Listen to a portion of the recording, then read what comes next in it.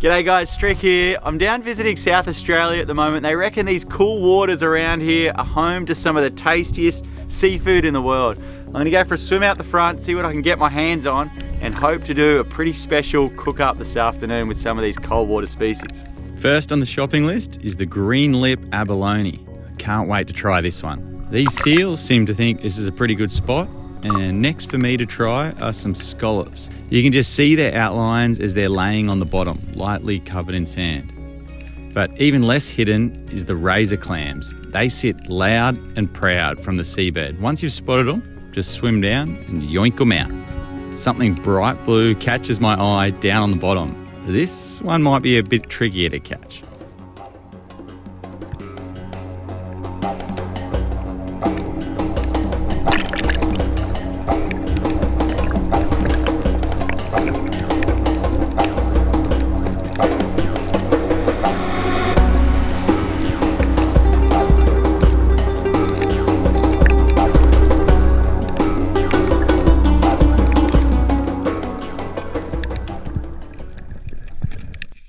So I've ended up with a bit of a mixed bag here, and I'm really keen to do a taste test comparison between some of these. So to start with, we've got the green lip abalone. This is actually going to be my first time eating it.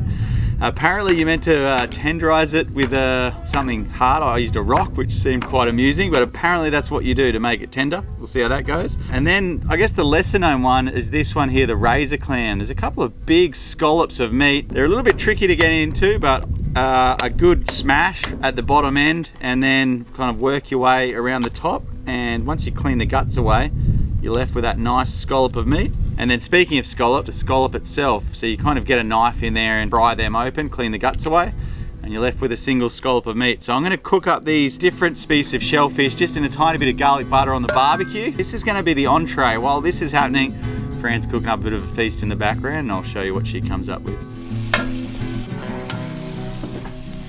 We're done, I reckon. So I'm gonna score these out of 10. In no particular order, I'm going for the razor clam to start with.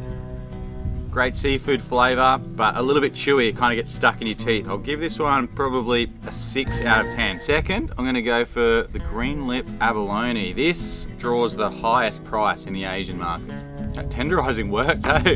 I can see what all the fuss is about these guys. This is really, really good.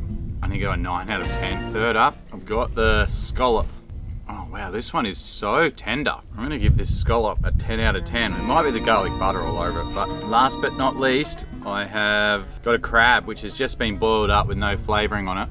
This would have to be an 8 out of 10. A lot sweeter than the mud crab in my opinion. Not as much meat, but very, very good. While I'm doing this, Fran has got one hell of a cook up going on. Thankfully, we don't need to decide a winner because it's all getting mixed in together for a seafood marinara, I'm told it's called.